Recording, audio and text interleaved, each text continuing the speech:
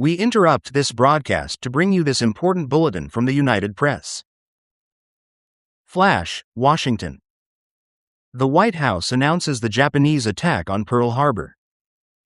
What is the country that finally attacks America on American soil? It's Japan. Messages from Tokyo say that Japan has announced a formal declaration of war against both the United States and Britain. Churchill learns about Pearl Harbor from the BBC. He hears the broadcast announcing this. He calls FDR. FDR says, "It's true. We're all in the same boat now." 4 days later, Germany declares war on the United States. America will fight a war across both the Atlantic and Pacific Oceans. And FDR is now a wartime president. To fight the war in the Pacific, FDR appoints Admiral Chester Nimitz as the new Commander-in-Chief, Pacific, CINCPAC. Nimitz arrives to assume command of the Pacific Fleet while Pearl Harbor is still a burning mess. It just stinks of death and fire and destruction.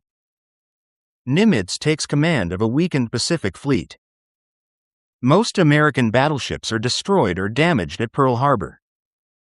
But its aircraft carriers were at sea and escaped the attack. Because those aircraft carriers are available, he does have a tool to punch back at Japan. Fearing a long war with America, Admiral Isoroku Yamamoto, the architect of Pearl Harbor, is always seeking a knockout blow against the U.S. Navy.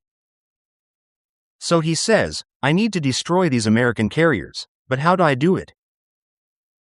And so they cook up this plan, the Japanese naval staff, which is that they'll attack a vital American place. And they decide on Midway Island, so called because it's midway between the west coast of the United States and China. It is American territory. It's something the Americans value.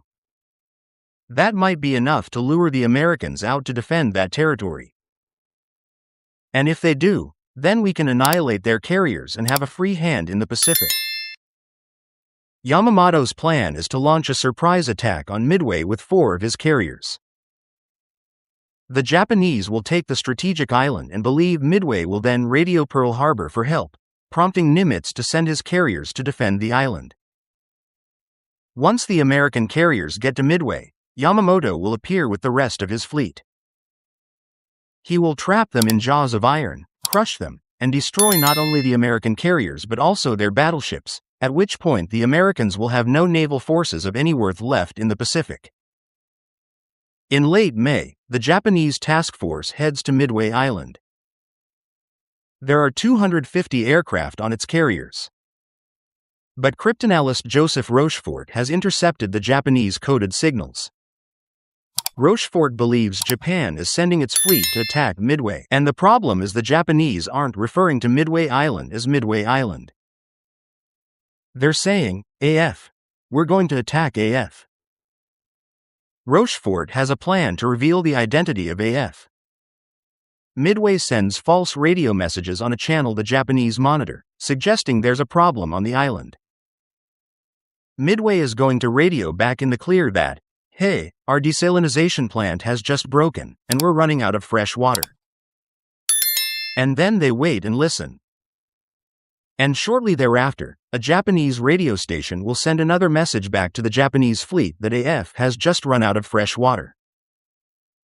And now, for the first time, they know it's Midway. Nimitz dispatches his 3 remaining aircraft carriers and a supporting fleet towards Midway. At 6:30 a.m., Japanese aircraft attack Midway and inflict heavy damage. The battle starts off really going perfectly, according to the Japanese plan. But the Japanese don't know that the American fleet has moved into position to the northeast of Midway and are now ready to launch a surprise attack. Starting at 7 a.m., more than 100 aircraft launch from the Hornet and the Enterprise. Squadrons search for the Japanese fleet at 19,000 feet. As an aviator in World War II, you might have a set of binoculars to help increase your vision.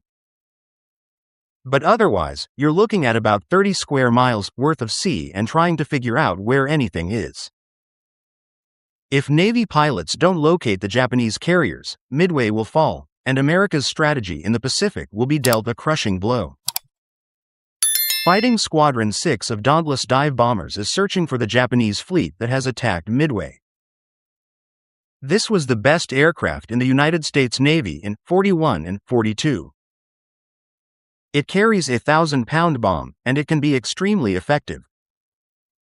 The squadron is led by Navy Lieutenant Commander Wade McCluskey, a 15-year veteran.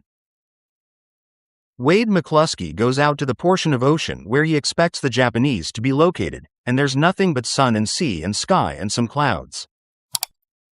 But finally, as he's about to turn for home, he sees a lone Japanese warship.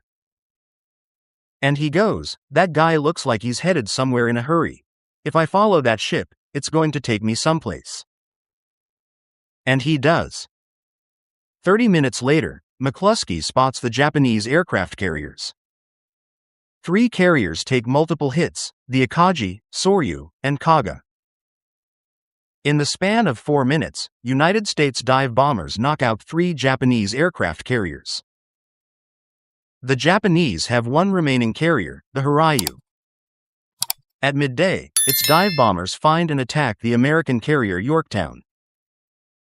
After attempting to save her for hours, the Yorktown's captain finally orders the crew to abandon ship. But the Hiryu's victory is short-lived. American bombers find it and sink the 4th Japanese carrier of the day.